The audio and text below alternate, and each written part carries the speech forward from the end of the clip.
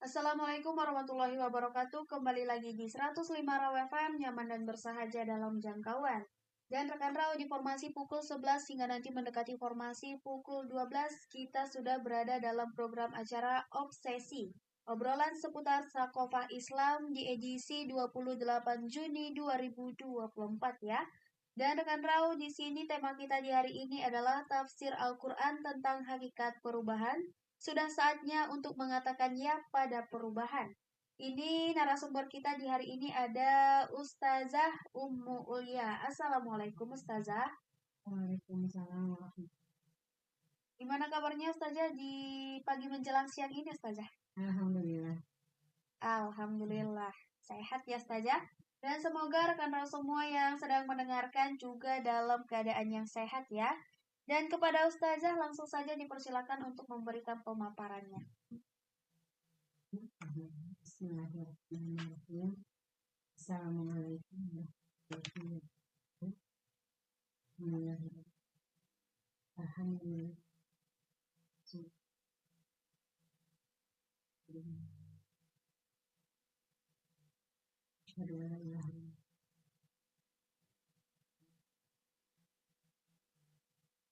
Allahumma sholli ala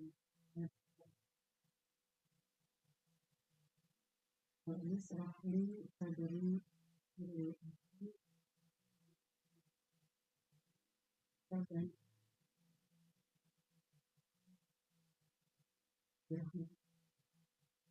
Allahumma hdina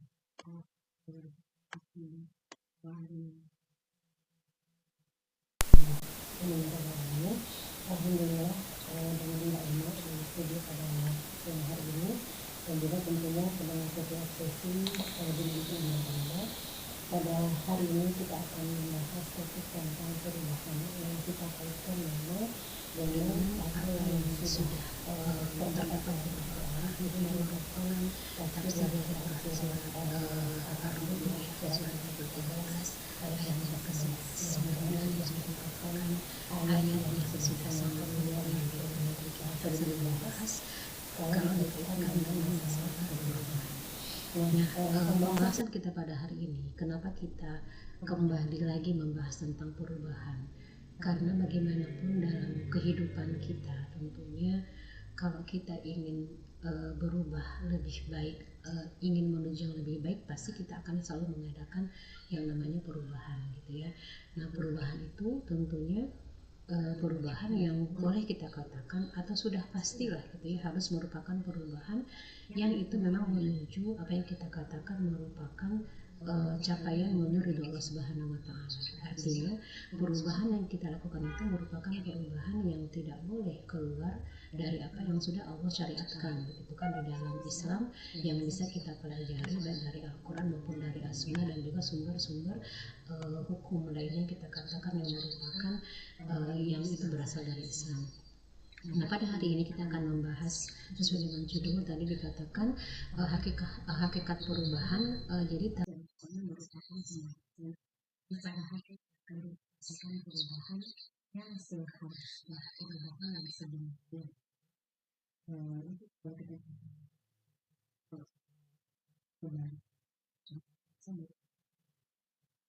yang sifatnya tidak perubahan semua.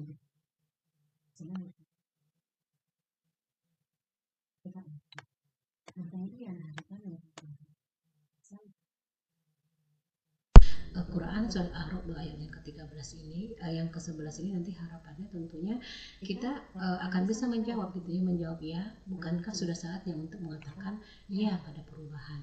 Nah, ini kalau kita bahas nanti, mudah-mudahan dengan paparan penjelasannya nanti akan bisa kita semua memahami bersama, mempunyai pemahaman yang sama, dan bisa mengatakan ya bahwa kita memang harus mengadakan perubahan hakikat, perubahan hakiki yang itu menuju ridho Allah Subhanahu wa Ta'ala.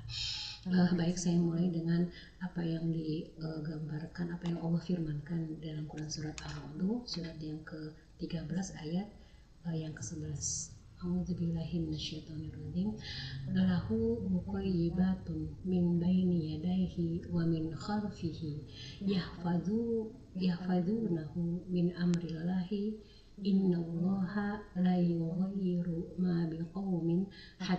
yughayyiru ma bi anfusihim wa idza aradallahu biqaumin su'an fala maradda lahu wa ma lahum min dunihi min walin.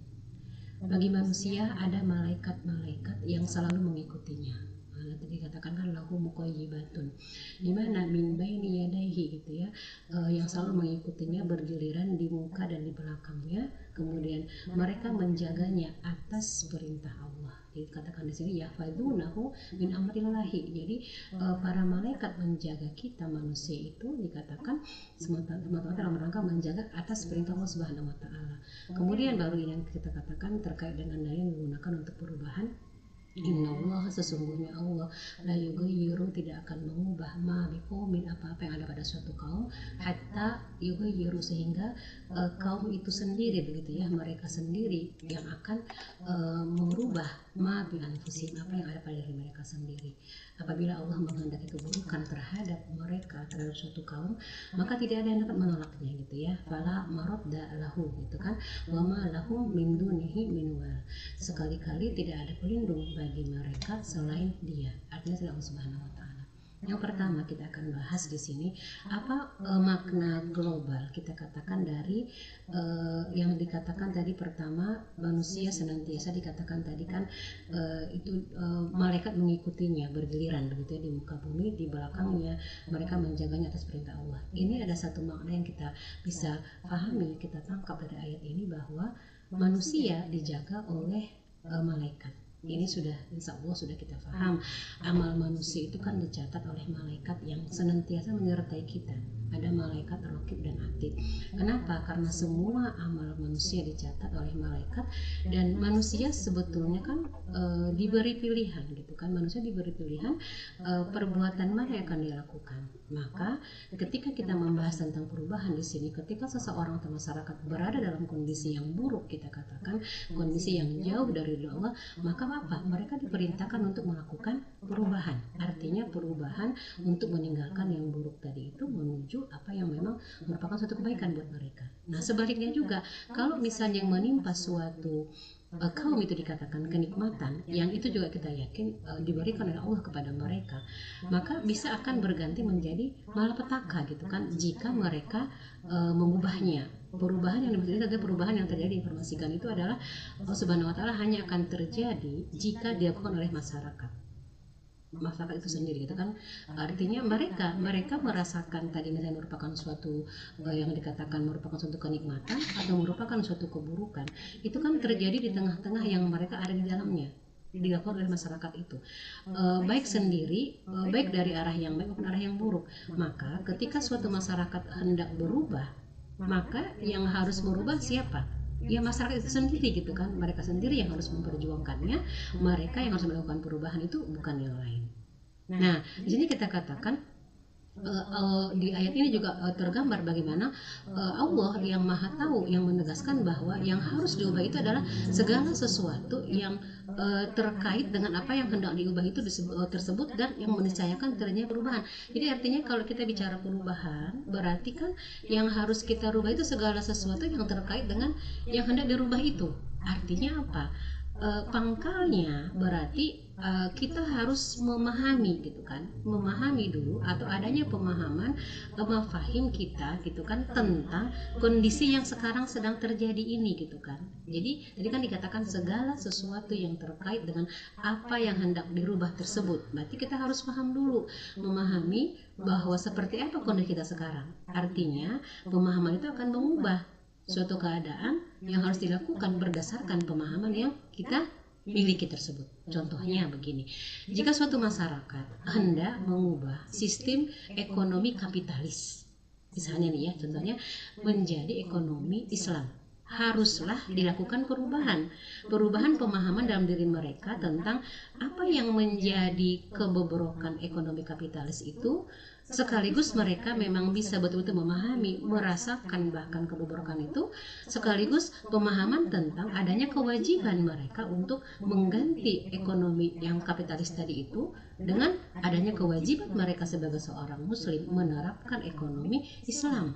dan mereka harus mempunyai pemahaman tentang apa dan bagaimana, seperti apa sistem ekonomi Islam tersebut, gitu kan. Nah, di sini kita katakan bagaimana pentingnya untuk mengadakan perubahan yang ada pada suatu kaum itu, baik perubahan dia merupakan suatu keburukan, kebobrokan, atau bisa juga dia merupakan suatu kenikmatan, yang harus dia miliki pemahaman, mafahim tentang kondisi dia sekarang seperti apa, kemudian mafahim tentang bagaimana dia akan mengubah kondisi yang sudah dia pahami itu menuju kemana. Berarti kan dia juga harus memahami menuju kemana. Ini pemahaman dia harus miliki juga. Jadi kalau orang yang pengen berubah, dia paham kondisi sekarang, tapi dia nggak punya pemahaman mau dibawa kemana perubahannya, ya nggak akan berlangsung perubahan itu. Maka artinya pemahaman itu harus dia miliki kondisi sekarang dan pemahaman menuju kemana dia bawa perubahan tersebut. Itu contoh tadi kan kalau sistem ekonomi kapitalis mau kita rubah ke sistem ekonomi Islam. Nah, berarti dia harus memahami dulu kenapa harus kita tinggalkan sistem ekonomi kapitalisme ini, gitu kan? Apa kebobrokannya, apa kerusakannya. Kemudian perubahan ini kita arahkan kemana?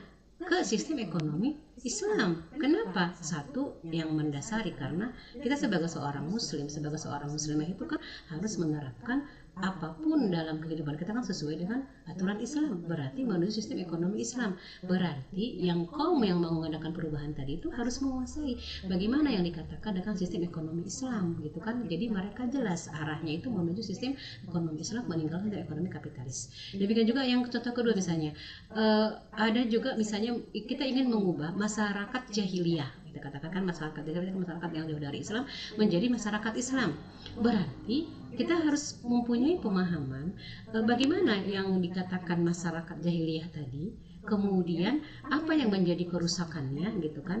Kemudian berkaitan dengan apa masyarakat pemahaman jahiliyah ini, berarti kan mulai dari pemahaman itu kan mulai dari bagaimana pemikirannya, bagaimana perasaannya, dan bagaimana sistem aturan sebagai pembentuk masyarakat tersebut, gitu kan. Itu kan harus diubah dan diganti dengan pemahaman yang berdasarkan kepada Islam, mulai dari pemikirannya, perasaannya, dan sistem ataupun aturan yang digunakan untuk membentuk masyarakat tersebut. Jadi itu dua contoh yang sangat jelas bahwa makna secara global kita katakan tadi terkait dengan ayat tersebut yang kita bahas terkait dengan tentang bagaimana perlu ada perubahan pada suatu kaum yang harus mereka melakukan sendiri. Berarti kunci pertamanya harus memiliki yang namanya pemahaman, mafahim kita katakan tentang kondisi yang mau dirubah itu menuju kemana, dan menuju kemananya itu harus punya pemahaman bagaimana apa yang mereka maksudkan dengan pindah ke kondisi yang baru tadi, itu harus punya pemahaman juga. Tadi misalnya sistem ekonomi Islam itu harus dipahami karena ingin mengganti sistem ekonomi kapitalis. Nah, sekarang yang kedua itu secara kita katakan makna global, kita katakan konteks kita memahami ayat tadi dengan kondisi kita yang sekarang. Sekarang kita lihat bagaimana pendapat para ahli tafsir terkait dengan ayat tersebut, gitu ya, ayat Ar-Ra'd yang ke-11. Saya tidak akan mengambil banyak, beberapa saja dari ahli tafsir yang menjelaskan tentang apa maksud dari frase sesungguhnya Allah tidak akan mengubah keadaan suatu kaum itu bermakna seperti apa. Nah, menurut Imam Jalalain mengatakan bahwa maknanya adalah tidak mencabut kenikmatan dari mereka, sedangkan frase sehingga mereka mengubah keadaan yang ada pada diri mereka sendiri bermakna apa? Keadaan baik menjadi keadaan maksiat. Jadi kalau misalnya ini yang dipahami oleh kita lihat dari tafsir yang Imam Jalalain. Jadi frase sesungguhnya Allah tidak mengubah suatu keadaan kaum itu bermakna tidak mencabut kenikmatan dari mereka. Sedangkan frase sehingga mereka mengubah keadaan yang ada pada diri mereka sendiri itu dimaknai oleh Imam Jalalain dengan bermakna apa? Keadaan baik menjadi keadaan yang mereka menjadi maksiat. Artinya kenikmatan mereka peroleh, tapi karena mereka melakukan suatu perubahan malah mendapatkan yang namanya keadaan yang maksiat. Kemudian yang kedua, Imam Ibnu Katsir ini diambil mengutip dari hadis qudsi. Ini hadisnya dikatakan hadis qudsi marfu. Rasul bersabda, Allah Subhanahu wa taala berfirman, demi kemuliaanku, kebesaranku dan ketinggianku di atas arsy, tidaklah suatu negeri dan penghuninya berada dalam kemaksiatan kepadaku yang aku benci, gitu ya. Kemudian mereka berupaya mengubah keadaan tersebut menjadi ketaatan kepadaku yang aku cinta.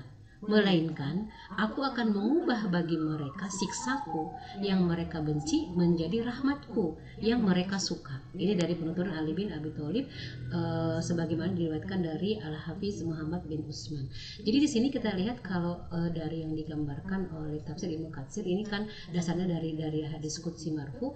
Berarti di sini kita lihat bagaimana Allah di sini kan menggambarkan ada suatu kaum yang mereka melaksanakan kemaksiatan, sudah pasti dikatakan itu kan Allah benci. Tapi kemudian mereka berusaha mengubah kondisi itu menjadi keadaan ketaatan kepadaku. Artinya ketaatan kepadaku itu berarti yang aku cinta, berarti yang Allah suka. Maka apa yang terjadi? Melainkan aku akan mengubah bagi mereka yang tadinya mereka kemaksiatan berarti siksa. Kemudian itu tentunya dibenci oleh kita, hamba kalau mendapatkan suatu hal yang siksaan merupakan suatu kebencian, menjadi rahmat karena mereka melaksanakan ketaatan gitu kan, ketaatan yang itu merupakan gambaran cinta dari Allah kemudian menjadi rahmatku yang mereka sukai. Jadi kan kita gambarkan contoh perubahan, misalnya apakah sistem ekonomi kapital itu Allah cintai? Tentunya sudah jelas, karena yang diperintahkan kepada kita kan sistem ekonomi Islam. Berarti kalau kita ingin merubah kondisi itu menjadi sistem ekonomi Islam yang tadinya dari Allah akan menimpakan yang namanya suatu kebencian kemudian siksaan, dan kaum itu berusaha untuk merubah menjadi sistem ekonomi Islam yang mereka terapkan, berarti menuju apa? Menuju rahmat Allah, kemudian akan meninggalkan yang namanya adanya kebencian ataupun siksa pada diri mereka. Itu kalau kita lihat dari pendapat Ibnu Katsir. Kemudian kalau dikatakan oleh Imam Al-Ghazali, Allah tidak akan pernah mengubah kenikmatan yang telah diberikan kepada suatu kaum hingga mereka mengubahnya. Jadi di sini memang kita lihat rata-rata antara kenikmatan atau dia juga bisa berupa suatu hal yang Allah benci, berarti kan kemaksiatan. Imam Al-Ghazali mengatakan selama kita mendapatkan kenikmatan dari Allah, kemudian kita berarti kan mensyukuri nikmat itu, maka kan berarti kan Allah tidak akan mengubahnya. Tidak kita selingi kenikmatan itu dengan suatu kemaksiatan. Tetapi berarti kalau kita misalnya tidak mensyukuri nikmat tersebut, misalnya malah menggunakan untuk yang Allah tidak suka, yang Allah benci, maka nanti itu kan berarti oleh kaum itu sendiri. Maka dikatakan hingga mereka mengubahnya. Itu yang dikatakan oleh Imam Al-Ghazali. Saya ambil satu lagi dari Imam At-Tabari ya, mengatakan sesungguhnya Allah tidak akan mengubah kenikmatan dan kesehatan suatu kaum dengan cara menghilangkan dan membinasakannya hingga mereka mengubahnya sendiri dengan melakukan kezoliman, melakukan kejahatan satu sama lain. Jika itu yang terjadi, maka ketika itu turun siksanya, maksudnya siksa Allah Subhanahu wa taala, dan terjadilah perubahan. Nah ini kita katakan kalau Imam Tabari lebih luas mengambil bisa kedua-duanya gitu kan, merupakan suatu kenikmatan kemudian kesehatan. Tapi kalau mereka menghilangkan ya berarti kan artinya kenikmatan itu kan mereka hilangkan dengan mereka tidak mensyukurinya, kemudian kesehatan juga sama, maka dikatakan dengan cara menghilangkan dan membinasakan, berarti mereka sendiri kan. Mereka melakukan kezoliman berarti kan menghilangkan kenikmatan tadi, melakukan suatu kejahatan misalnya kan, nah itu berarti kan artinya di antara mereka terjadi suatu pertentangan, maka di situ berarti mereka menghilangkan ataupun mengubah kenikmatan tadi itu menjadi adanya suatu siksa buat mereka. Itulah perubahan yang mereka alami, itu karena perbuatan mereka sendiri. Nah, jadi di sini kita lihat beberapa gambaran dari para ahli tafsir, pemahaman terhadap ayat tersebut akan bisa kita pahami secara benar. Nanti kita kaitkan lagi dengan pembahasan bahwa makna dari perubahan tadi itu, kondisi yang dia bisa berupa kenikmatan itu, kenikmatan yang dia tidak disyukuri itu berubah menjadi kita katakan merupakan suatu siksa. Nah, pemahaman itu kita bisa kita gabungkan dengan begini, akan utuh jika dipahami secara tepat makna dari ada kata bi itu kan, bi qaumin, ada kata bi anfusihim. Nah, kalau dari sisi bahasa apa dikatakan ada kata bi anfusihim, ada bi di situ, bi qaumi ada bi di situ, kemudian ada makna kaum, ada makna qaumun, ada makna dikatakan ma gitu kan. Nah, kata bi di situ merupakan kata yang menunjukkan adanya musobahah itu dia pertemanan antara bi pada qaumin kemudian bi anfusihim. Maka dalam ayat ini Allah menyatakan, seakan-akan Allah menyatakan bahwa ada mempertemankan antara perubahan yang terjadi pada suatu kaum dengan perubahan segala sesuatu yang meniscayakan perubahan tersebut pada dirinya. Jadi kan tadi katakan dari bi kaumin berarti perubahan pada kaum itu, kemudian bi anfusihim gitu kan. Jadi perubahan tersebut juga ada dalam dirinya. Sedangkan kalau kata kaum di situ bermakna bisa sebetulnya dia kelompok, sebuah jamaah gitu ya, al-mujtama atau masyarakat, atau bisa juga sebetulnya dia merupakan individu gitu. Jadi dalam kamus Al-Muhit dikatakan kaum itu adalah kelompok yang terdiri dari para laki-laki dan perempuan secara bersama-sama, atau khusus laki-laki atau diikuti oleh perempuan. Hal ini mencakup baik individu maupun masyarakat secara kolektif. Nah, jadi itu. Jadi kalau kita bicara tadi perubahan yang ada pada suatu kaum itu, kemudian itu mereka lakukan dari diri mereka sendiri, itu ada makna dari kata-kata, ada kata bi pada keduanya. Nah, yang ketiga ada kata ma bi anfusihim gitu kan. Sementara itu kalau kata ma di sini bermakna bermakna umum. Artinya kondisi yang ada pada suatu kaum itu dia bisa bermakna banyak, umum gitu. Yang artinya dia berarti kan segala sesuatu. Makanya tadi kan dibahas bisa dia berupa perkara yang baik maupun perkara yang buruk. Nah, dalam ayat ini berarti perubahan apapun dalam suatu masyarakat itu terjadi disebabkan dan bersama dengan perubahan setiap hal. Yang menentukan perubahan itu adalah siapa? Diri dari kaum itu sendiri. Jadi di situ dia bersifat umum secara keseluruhan. Maka berdasarkan pemahaman tadi tambahan dari yang ahli tafsir, kita mengatakan bahwa secara bahasa ini bermakna apa? Sesungguhnya benar-benar Allah Subhanahu wa taala itu tidak akan pernah mengubah apapun yang ada dalam individu, dalam masyarakat, hingga mereka sendiri mengubah segala sesuatu yang ada dalam dirinya. Kemudian dengan apa yang dia upayakan itu oleh dirinya sendiri, maka akan meniscayakan yang namanya perubahan tersebut. Nah, jadi ini kita lihat dari makna secara bahasa, kemudian tadi kita gabungkan dengan bagaimana tafsir dari beberapa ahli tafsir terkait dengan terkait dengan ayat tersebut. Nah, dengan kata lain apa? Dua hal yang menyangkut perubahan. Apa yang pertama? Yang pertama yaitu perubahan harus dilakukan oleh kaum itu sendiri. Itu ya yang pertama. Jadi kalau kita skala individu, skala masyarakat, skala negara misalnya, kalau kita ingin melakukan suatu perubahan, maka perubahan itu harus dilakukan oleh kaum itu sendiri. Jadi bukan menunggu orang lain begitu ya. Yang kedua yang harus dipahami apa? Yang harus dirubah itu adalah apa-apa yang ada dalam diri kaum tersebut. Jadi artinya apa-apa yang ada dalam diri kaum inilah yang menentukan perubahan. Nah, nanti secara detailnya bagaimana? Berarti bagaimana akan dapat mengubah suatu kondisi masyarakat itu? Apa yang dimulai dari mana? Apa yang ada pada masyarakat? Yang pertama tadi sudah kita contohkan, adanya pemikiran, adanya pemahaman, adanya nanti kita katakan tingkah laku. Maka perubahan itu dimulai dari pangkalnya adalah bagaimana dia memahami kondisi dia sekarang, yang nanti itu akan berpengaruh pada tingkah lakunya. Kemudian ada pemahaman yang baru yang dia menuju perubahan yang diharapkan, maka akan berpengaruh kepada tingkah lakunya. Jadi kita katakan di sini intinya dua hal yang harus kita pahami. Jadi yang pertama, adanya perubahan itu menyangkut apa yang ada pada diri suatu kaum itu sendiri, dan apa yang harus dirubah itu adalah siapa yang melakukan, itu dilakukan oleh kaum itu sendiri. Apa kuncinya? Realitasnya perubahan dimulai dari pemikiran yang akan membentuk suatu pemahaman, kemudian perubahan pemikiran dan membentuk pemahaman itu akan berpengaruh kepada perubahan tingkah laku. Kalau dia merupakan suatu kemaksiatan, berarti menuju yang namanya ketaatan kepada Allah. Kalau dia merupakan tadi menemukan sistem yang bobrok, berarti menuju sistem yang memang Allah memerintahkan kita untuk menuju sistem yang Allah ridhoi tersebut. Artinya kan dari yang Allah benci menjadi Allah yang Allah suka. Yang itu merupakan sesuatu yang tidak sesuai dengan syariat Islam menjadi sesuai dengan syariat Islam. Itu kalau kita lihat dari sisi makna, baik dari pemahaman para ahli tafsir. Nanti kita bahas pada pembahasan berikutnya contoh realnya seperti apa, agar kita betul-betul bisa merasakan adanya suatu perubahan dan kita sepakat menyatakan iya, harus ada yang namanya perubahan tersebut. Demikian Kak Ina.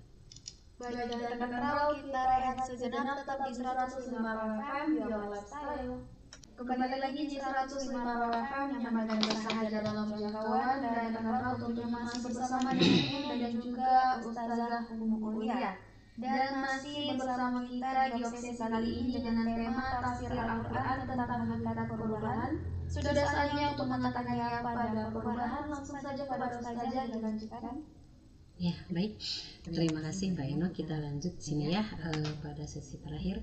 Jadi kita sampai pembahasan kepada berarti yang menjadi modal yang paling utama itu kan bagaimana kita harus ada pemahaman atau mafahim. Pemahaman yang pemahaman terkait dengan kondisi yang kita sekarang yang ingin kita rubah menuju pemahaman yang kemana kita bawa perubahan tersebut. Maka pemahamanlah yang mengarahkan dan mempengaruhi pemikiran masyarakat. Ini tidak bisa kita pungkiri karena mafahim atau pemahaman merupakan makna dari pemikiran. Jadi kan pemikiran seseorang itu bisa kita lihat dari apa yang dia tentu menjadi pemahaman buat dia dan akan tergambar dalam tingkah lakunya. Maka dikatakan bahwa pemikiran itu merupakan hukum, dikatakan penilaian atau penghukuman terhadap segala sesuatu. Jadi pemikiran tersebut katakan benar-benar akan dipahami, akan bisa dilihat realitasnya dari apa yang difahami, apa yang diyakini, kemudian akan terlihat kepada bagaimana mereka mengaplikasikan gitu ya, akan terpengaruh, akan dipengaruhilah oleh pemahaman atau pemikiran tadi dalam mereka bertingkah laku, termasuk kalau kita membicarakan dalam konteks masyarakat gitu kan, apa yang dipahami dan diyakini oleh seseorang atau masyarakat, maka tidak akan bisa kita tidak akan ragu lagi akan mengarahkan kepada bagaimana dia cara berpikir dan cara menilainya. Nah pada sisi lain kita katakan perbuatan, nah ini perbuatan atau tingkah laku itu merupakan buah dari pemahaman gitu kan, maka seseorang itu dikatakan atau masyarakat kita katakan, bahkan kita katakan konteks suatu negara misalnya kan itu kan kumpulan dari masyarakat itu pemahaman mereka, mafahim itu dikatakan itu yang kita katakan merupakan hasil dari pemahaman itu dari perilaku mereka, bahkan kita katakan dalam sistem yang diberlakukan di tengah-tengah mereka. Maka kita katakan di sini berarti hukum asalnya mafahim itu adalah nanti akan melahirkan suatu perbuatan yang dilakukan oleh seseorang atau individu, masyarakat, bahkan kita katakan sistem yang dilakukan oleh suatu negara. Jadi misalnya begini, pemahaman seseorang kita katakan individu terhadap orang lain yang dia cintai, yang dia hormati, yang dia yakini, itu kan akan berpengaruh itu terhadap apa yang akan menjadi bagaimana dia mencintainya, bagaimana dia menghormati yang dia cintai dan hormati tersebut gitu kan. Nah kalau kita misalnya bagaimana kita memahamkan dengan pemahaman kita dengan Rasulullah sebagai utusan Allah, nah itu kan berarti kan kita bagaimana kita menghormati Rasulullah, mengharapkan syafaat Rasul itu kan dari pemahaman yang kita miliki terhadap Rasulullah gitu kan. Nah ini nanti akan kita katakan yang akan menentukan jalan keselamatan gitu kan bagi seseorang itu, bagaimana dia menjadikan Rasul itu tergantung pemahaman yang dia miliki terhadap apa yang dia pahami tentang Rasul sebagai utusan Allah, sebagai seorang kepala negara juga, bahkan kita katakan sebagai juga seorang kepala rumah tangga dan seterusnya. Maka dikatakan di sini berdasarkan hal tersebut tadi kita bahas, jelaslah bahwa fakta dari apa yang digambarkan pada ayat tadi sesungguhnya Allah Subhanahu wa taala itu tidak akan mengubah apapun yang ada dalam diri seseorang itu atau suatu masyarakat hingga mereka mengubahnya apa yang semestinya diubah. Berarti itu kan artinya yang semestinya diubah berdasarkan pemahaman yang mereka miliki gitu. Sebagai contoh, sistem yang kita huni sekarang, kita mengatakan kan bukan merupakan sistem Islam, jelas bukan dari Islam. Atau kalau bahasa dikatakan merupakan darul kufur. Sebabnya apa? Hukum-hukum qad isubutnya, qad idilahnya itu kan seperti hukum tentang zina, riba, sholat, itu kan zakat, saum tidak diterapkan oleh negara. Kalaupun diterapkan sebatas individu, bukan secara sistemik begitu kan. Kan kita sholat, kita puasa itu kan secara individu kita katakan. Buktinya ada orang yang nggak sholat kan secara sistem kan nggak dihukum. Berarti kan bukan secara sistemik, tapi kita melaksanakan secara individual. Nah ketika kaum muslimin melalui partai hendak mengubah sistem ini menjadi sistem Islam, maka apa? Partai yang tadi sebagai pelakunya harus mempelajari betul-betul apa-apa yang meniscayakan terjadinya perubahan sistem itu dan perubahan masyarakat tersebut. Ia harus mempelajari betul bagaimana realitas dari sistem ini, bagaimana realitas fakta masyarakatnya, dan unsur-unsur pembentuk masyarakat yang menentukan corak dari masyarakat tersebut gitu kan. Maka kemudian kalau dia akan ketahui bahwa penentu perubahan tersebut adalah apa? Pemikiran, kemudian perasaan, dan sistem aturan. Sebab itulah komponen-komponen pembentuk masyarakat. Jadi kalau dia ingin merubah masyarakat yang tadi dia mengatakan bukan dari Islam menuju masyarakat yang Islam, berarti mengubah masyarakat harus bagaimana? Harus dilakukan perubahan pemahaman. yang berkaitan dengan pemikiran, bagaimana mereka punya pemikiran yang sama, bagaimana mereka punya perasaan yang sama, dan sistem atau aturan yang di tengah-tengah mereka itu pun dikatakan merupakan sistem yang itu harus diarahkan perubahannya kepada yang lahir dari mafahim Islam. Jadi mustahil kalau kita mengatakan bisa kok berubah tanpa ada pemikiran yang sama, tanpa ada perasaan yang sama. Itu sifatnya perubahan yang tidak bersifat fundamental, bukan perubahan yang kita katakan yang hakiki tadi itu. Jadi bisa melakukan perubahan secara hakiki tadi itu harus dimulai dari adanya makanya ada biasanya kan pergolakan pemikiran yang tadinya dia berpikir secara jahiliyah yang dia bukan dari Islam menuju kepada pemikiran Islam. Itu nanti akan mengakibatkan lahirlah dia akan mempunyai yang dikatakan tadi perasaannya pun akan perasaan Islam. Artinya gini, kalau si A mengatakan ini haram perbuatannya, si Bapak mengatakan hal yang sama, dan perasaan mereka untuk meninggalkan yang haram itu kemudian melaksanakan yang wajib itu punya perasaan yang sama gitu kan. Sekarang kan tidak. Misalnya seseorang memahami puasa itu wajib loh, berarti kan perasaan dia puasa Ramadan itu harus dilaksanakan karena wajib hukumnya, dan harusnya muslim dan muslimah lain pun kan harus sama. Fakta yang kita rasakan sekarang kan enggak. Ada tuh orang yang dia nggak puasa Ramadan nggak ada perasaan berdosa, perasaan dia biasa-biasa saja. Berarti kan ada yang salah. Salahnya di mana? Berarti pemikiran dia tentang puasa itu belum terbentuk menjadi suatu pemahaman yang benar bahwa harusnya puasa itu hukumnya adalah wajib gitu kan. Maka dia akan punya perasaan yang sama, berarti harus melaksanakan. Misalnya zina itu haram gitu kan. Mendekati saja kan dia tidak boleh. Nah, harusnya kalau sudah mempunyai pemikiran yang sama, perasaan yang sama, memunculkan fahim yang sama, maka semua yang dia mengaku muslim dengan pemikiran dan perasaan yang sama tadi, maka dia akan meninggalkan zina. Nah, semua ini tidak bisa terlaksana kalau tidak ada sistem, ada aturan yang itu memang juga sama dengan pemikiran masyarakat, perasaan masyarakat, maka aturan itu akan menjadi pengontrolnya. Artinya apa pengontrol itu? Maka nanti kalau ada masyarakat yang melanggar, ada sistem dari negara gitu kan menghukum, ada sistem ukubat kita katakan. Kalau ada yang dia melaksanakan apa yang dia diharamkan, berarti kan dia dihukum, atau dia misalnya melalaikan suatu kewajiban juga sama. Jadi sini kita katakan 3 komponen tadi merupakan hal yang harus dimiliki agar bisa melakukan perubahan menuju perubahan kepada Islam. Yang tadi dia sudah memahami betul kondisi awalnya, kondisi sekarang merupakan kondisi yang dia jauh dari Islam. Maka di dalamnya dikatakan individu dan masyarakat, maka mereka akan bisa meninggalkan. Tadi kan kita katakan contoh apa? Contoh masyarakat yang kita katakan bukan dari Islam, ya masyarakat kapitalis gitu kan, masyarakat sekularisme yang ada sekarang. Mau kita menerima atau tidak, mau memungkirinya atau tidak, kondisi kita sekarang memang bukan masyarakat yang kita katakan Islam. Enggak kok Bu, sekarang masyarakat Islamnya tidak secara sistemik, tapi dia secara individu, paling banter secara kelompok.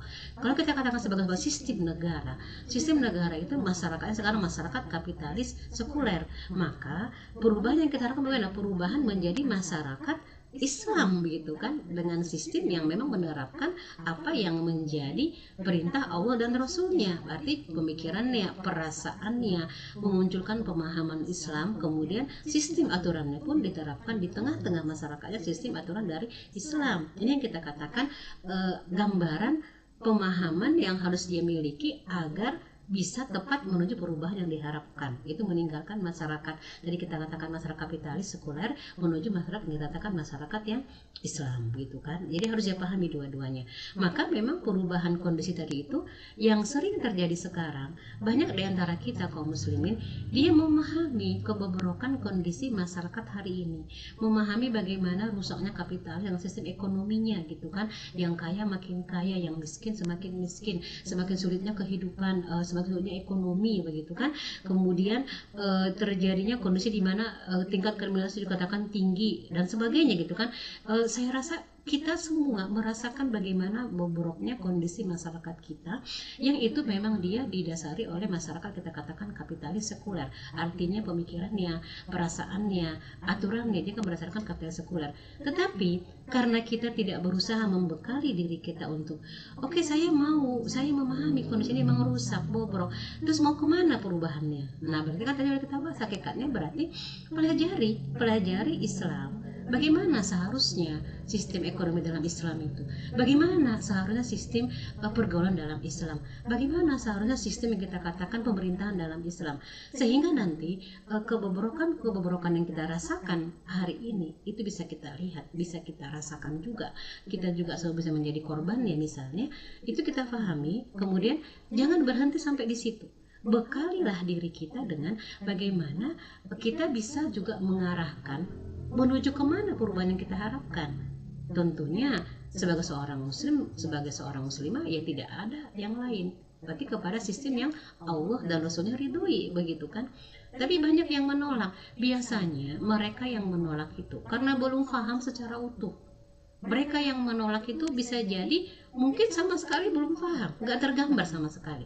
Atau bisa juga kalau yang mereka sudah yang menolak, yang mereka menentang, nauzubillah, mungkin mereka memang sudah menjadi antek dari musuh-musuh Islam yang mereka memang tidak mau, tidak suka karena akan mengganggu posisi dia, mengganggu jabatannya, mengganggu kita katakan mengganggu pendapatannya, maka dia merelakan diri menjadi seseorang yang justru malah menentang adanya perubahan yang kita katakan kondisi kapital di sekolah sudah sangat bobrok itu menuju sistem Islam. Nah ini yang kita katakan ya, berarti kuncinya tadi adalah bagaimana mau tidak untuk memahamkan diri kita, kemudian mempelajari betul ke arah mana perubahan yang kita harapkan itu, agar apa? Agar fakta kebobrokan yang kita rasakan sampai dengan hari ini merupakan fakta yang kita tidak mau kondisi ini kan seperti ini terus. Bagaimana agar kita berusaha melakukan perubahan tersebut, dan perubahan itu memang hanya akan bisa terjadi menuju perubahan yang kita harapkan ya kita yang harus melakukannya, gitu kan. Siapa lagi kalau kita bukan umat Islam. Tapi jangan juga terlalu mengkhawatirkan. Terus kami gimana yang bukan sebagai seorang muslim? Silahkan pelajari juga bagaimana di masa Rasulullah, di masa para ulama rasyidin pada kekhilafahan itu tidak ada istilahnya yang namanya sistem yang berdasarkan Islam itu menzolimi, yang namanya orang-orang yang kita katakan mereka sebagai kita katakan merupakan orang-orang kafir zimmi, begitu kan, yang di luar Islam. Ada yang beragama Yahudi, beragama Nasrani, mereka juga merasakan bagaimana nikmatnya hidup di dalam sistem Islam. Jadi jangan juga jadi fobia, padahal karena belum mencari tahu bagaimana gambaran dari kalau sistem Islam itu diterapkan, apakah semua akan terayomi, apakah semua merasa sejahtera, apakah semua merasa suatu ketenangan, dan bukti sejarah bisa kita lihat itu. Makanya kembali tadi kepada kuncinya, kepada apa? Memahamkan diri kita, cari ilmunya gitu. Makanya di sini kita katakan kalau kali kita mencontohkan terkait dengan sistem ekonomi kapitalis ya berarti kita pelajari kebobrokannya. Berarti misalnya harus menghilangkan ketergantungan pada yang namanya uang flat gitu kan, uang fiat, uang kertas gitu kan. Kemudian kita harus menghilangkan juga yang namanya sistem sosial dari barat yang dia meniscayakan pergaulan bebas. Berarti kan ini kan butuh pemahaman di sini tuh kan. Kemudian bagaimana kita mengharap tentunya kita mendidik generasi muda kita itu tentang Islam, dan mereka juga harus menguasai yang namanya sains ya, karena kita pun tidak boleh dan tidak boleh menyerahkan diri kita. Umat Islam itu kan dijajah karena kita terbelakang dari sisi sainsnya. Karena dulu kita bisa lihat di sejarah itu, di kekhilafahan itu Islam pernah berjaya dengan sistem Islamnya, demikian juga itu sekaligus untuk sainsnya, teknologinya gitu kan, bahkan jauh mengalahkan negara-negara Eropa pada waktu itu. Nah ini kan harus dipahamkan. Kemudian yang kelima, kita sebagai seorang yang ingin mengadakan perubahan tadi kita contohkan kan meninggalkan yang namanya sistem kapitalis sekuler. Berarti kita harus menolak sistem barat yang memang sebetulnya kan dipaksakan kepada kita, dan mengadopsi sistem yang sebetulnya sudah ada dan ada dalilnya, ada kita katakan secara normatif atau yuridisnya, secara empirisnya, secara historinya itu sudah terbukti gitu kan. Sementara kapitalis yang kita rasakan sekarang itu merupakan kondisi yang memang dipaksakan kepada kita. Kenapa saya katakan dipaksakan ya, pendengar Suliman ada berada, karena kita sekarang kan memang mau nggak mau harus ngikut gitu ya. Kalaupun kita ingin merubah itu secara konteks kita katakan kalau didukung oleh sistem gitu kan, sistemik kita katakan sangat sulit sekali. Kenapa? Karena kapitalisme itu kan sudah secara sistemik. Kalaupun kita secara individu, secara kelompok bisa untuk menghindarkan diri dari hal tersebut, tidak akan bisa untuk melepaskan diri 100% gitu kan, secara utuh. Maka nanti akhirnya kita melaksanakan aturan itu tingkatan kita katakan individu atau kita katakan tingkatan kelompok gitu. Tapi tidak secara sistemik. Buktinya kan tadi sudah kita bahas, tidak ada sanksi bagi mereka yang melanggar karena sistem aturannya kan tidak berdasarkan sistem aturan dari Islam. Maka dari gambar ini kita katakan jelas bahwa dari hal yang dicantumkan tadi, maka salah satu-satunya atau kita katakan cara yang utama bagaimana kita bisa untuk betul-betul meninggalkan kebobrokan yang ada hari ini, bagaimana krisis multidimensi yang terjadi hari ini, kemudian kita betul-betul memahami betul kebobrokan tersebut, dan kita sudah tahu yang menjadi penyebabnya adalah bagaimana penerapan dari sistem kapitalis sekuler. Berarti kan itu harus menjadi suatu pemahaman buat kita. Nah, langkah berikutnya berarti pemahaman kita harus kita lengkapi juga, kita kuatkan tentang arah perubahannya, keperubahan sistem Islam. Berarti pelajari Islam itu, insya Allah kalau kita betul-betul mengkajinya, kita betul-betul mempelajarinya dari sumber yang benar gitu ya, sumber yang jelas, bukan dari sumber yang kita katakan abal-abal yang tidak punya sumbernya gitu kan. Apalagi nauzubillah kalau dapat sumbernya malah dari mereka yang justru menyamar dalam tanda kutip yang benci Islam, akhirnya yang muncul Islamofobia gitu kan. Nah itu harus dihindari. Maka artinya perubahan itu akan kita peroleh dan bisa kita menuju perubahan yang benar. Berarti mafahim tentang kebobrokan tadi harus kita barengi dengan mafahim tentang apa, bagaimana sistem Islam itu, bagaimana cara menerapkannya, bagaimana cara memperjuangkannya. Dengan catatan tadi kita sudah kuat ya, bahwa kita sudah yakin punya pemahaman bahwa kondisi sekarang memang sangat bobrok, harus kita rubah ke arah mana. Jadi jangan sampai dia tidak mendapatkan pemahaman itu dalam kedua sisi tadi, pemahaman kebobrokannya, pemahaman kondisi sekarang menuju ke pemahaman yang kita harapkan ke sana arah perubahannya. Nah, jadi di sini kita lihat jangan sampai nanti kita malah kalau salah satunya yang kita peroleh, maka nanti mau berjuang bingung mau kemana gitu kan. Kalau misalnya kita nggak memahami kondisi yang sekarang, tidak memahami sampai ke permasalahan utamanya, permasalahan penyebab utamanya, nanti perjuangannya pun bukan merupakan perjuangan menuju perubahan yang hakiki, yang ada perubahan yang semu, perubahan yang sifatnya dia temporal, nanti dia akan berulang dan berulang lagi. Nah itu yang harus kita pahami bersama dari apa yang digambarkan di ayat ini. Maka mudah-mudahan tentunya dengan kita memahami kondisi hari ini, masalah kita juga seperti apa masalah utamanya, kemudian dikaitkan dengan pengamalan tadi yang kita bahas di Quran surat Ar-Ra'd ayat yang ke-11, tentunya dengan modal utama tadi, bagaimana cara kita harus menguatkan pemahaman kita kondisi hari ini yang ingin kita rubah, dan kita sebagai pelakunya maka perkaya diri kita dengan ke arah mana perubahan yang kita harapkan, bagaimana caranya. Maka itu yang kita katakan akan bisa terjawab digambarkan tadi di ayat ini gitu ya. Kita ambil kembali dari judulnya bahwa perubahan itu akan terjadi dan kita akan mengatakan iya gitu kan, kita harus berubah. Dan mudah-mudahan dengan upaya yang kita lakukan dengan memperkuat pemahaman tadi, pemikiran kita dengan ilmu-ilmu Islam akan memunculkan yang namanya pemahaman, akan terbukti, akan terlihat dari bagaimana tingkah laku kita. Artinya bagaimana upaya yang kita lakukan untuk melaksanakan perubahan tersebut tidak akan melenceng kemana-mana, apalagi sampai perubahan yang dia tidak jelas arahnya, apalagi perubahan yang sebenarnya dikatakan dia temporer atau kita katakan perubahan-perubahan yang parsial. Tapi dengan dua pemahaman yang kuat tadi, yang terjadi adalah perilaku perubahan itu menuju perubahan yang hakiki. Kemudian kepada para pelakunya pun, maka mereka juga sudah punya thoriqoh yang jelas, mempunyai langkah yang jelas bagaimana cara melakukan perubahan tersebut. Jadi itu sebagai kesimpulannya, dan yang menjadi terakhir statementnya bahwa terus apa yang harus saya lakukan agar saya juga menjadi orang-orang yang menyatakan di pembahasan kita hari ini, bukankah sudah saatnya untuk mengatakan iya, dan kita mau mengatakan iya untuk perubahan tersebut, maka perkaya diri kita dengan aturan-aturan Islam, pelajari ilmu Islam tersebut agar jangan sampai kita menjadi orang-orang yang menjadi menjadi yang menolak menolak Islam, menolak aturan Islam itu karena ketidakpahaman kita. Maka pahamkan diri kita tentang Islam, jangan pernah merasa saya sudah hebat, sudah pintar, sudah menguasai, tapi ternyata kita malah berdiri sebagai orang-orang yang menghalangi yang namanya perjuangan Islam.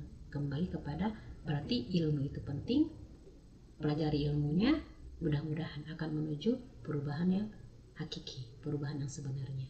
Mudah-mudahan kita juga orang-orang yang nanti bisa mengamalkan apa yang Allah perintahkan dalam Quran surat Ar-Ra'd ayat yang ke-11. Jadi semangat boleh, tapi harus punya pemahaman yang benar. Demikian.